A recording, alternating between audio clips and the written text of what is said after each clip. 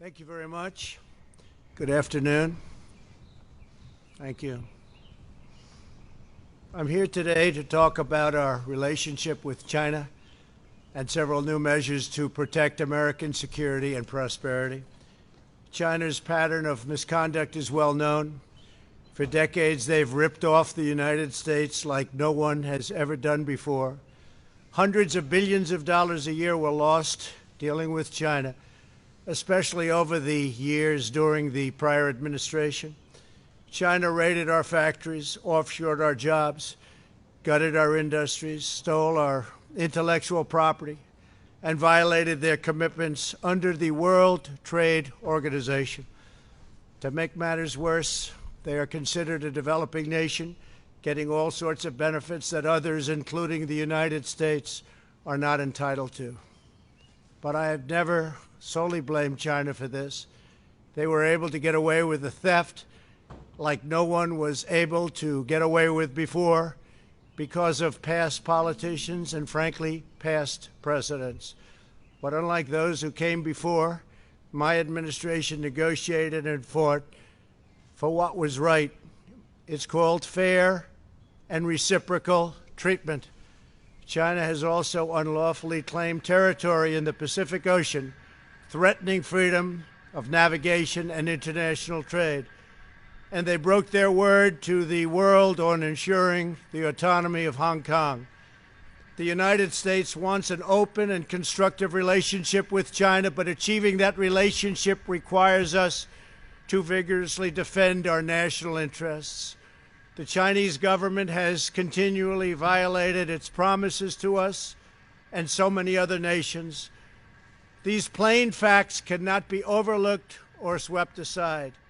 The world is now suffering as a result of the malfeasance of the Chinese government. China's cover-up of the Wuhan virus allowed the disease to spread all over the world, instigating a global pandemic that has cost more than 100,000 American lives and over 1 million lives worldwide. Chinese officials ignored their reporting obligations to the World Health Organization and pressured the World Health Organization to mislead the world when the virus was first discovered by Chinese authorities.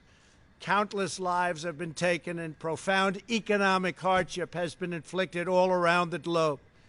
They strongly recommended against me doing the early ban from China, but I did it anyway and was proven to be 100% correct. China has total control over the World Health Organization, despite only paying $40 million per year compared to what the United States has been paying, which is approximately $450 million a year. We have detailed the reforms that it must make and engage with them directly, but they have refused to act. Because they have failed to make the requested and greatly needed reforms, we will be today terminating our relationship with the World Health Organization and redirecting those funds to other worldwide and deserving urgent global public health needs. The world needs answers from China on the virus. We must have transparency. Why is it that China shut off infected people from Wuhan to all other parts of China?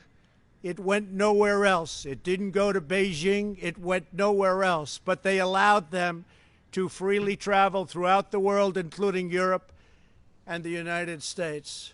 The death and destruction caused by this is incalculable. We must have answers, not only for us, but for the rest of the world. This pandemic has underscored the crucial importance of building up America's economic independence, reshoring our critical supply chains, and protecting America's scientific and technological advances. For years, the government of China has conducted illicit espionage to steal our industrial secrets, of which there are many. Today, I will issue a proclamation to better secure our nation's vital university research and to suspend the entry of certain foreign nationals from China who we have identified as potential security risks. I am also taking action to protect the integrity of America's financial system, by far the best in the world. I am instructing my presidential working group on financial markets to study the differing practices of Chinese companies listed on the U.S. financial markets with the goal of protecting American investors. Investment firms should not be subjecting their clients to the hidden and undue risks associated with financing Chinese companies that do not play by the same rules. Americans are entitled to fairness and transparency. Several of the most significant actions we're taking pertain to deeply troubling situations unfolding in Hong Kong. This week, China unilaterally imposed control over Hong Kong's security. This was a plain violation of Beijing's treaty obligations with the United Kingdom in the Declaration of 1984 and explicit provisions of Hong Kong's Basic Law. It has 27 years to go. The Chinese government's move against Hong Kong is the latest in a series of measures that are diminishing the city's long-standing and very proud status. This is a tragedy for the people of Hong Kong, the people of China, and indeed the people of the world. China claims it is protecting national security. But the truth is that Hong Kong was secure and prosperous as a free society. Beijing's decision reverses all of that. It extends the reach of China's invasive state security apparatus into what was formerly a bastion of liberty.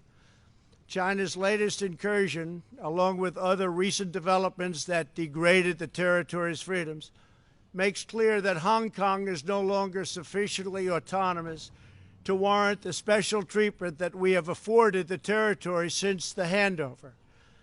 China has replaced its promised formula of one country, two systems with one country, one system.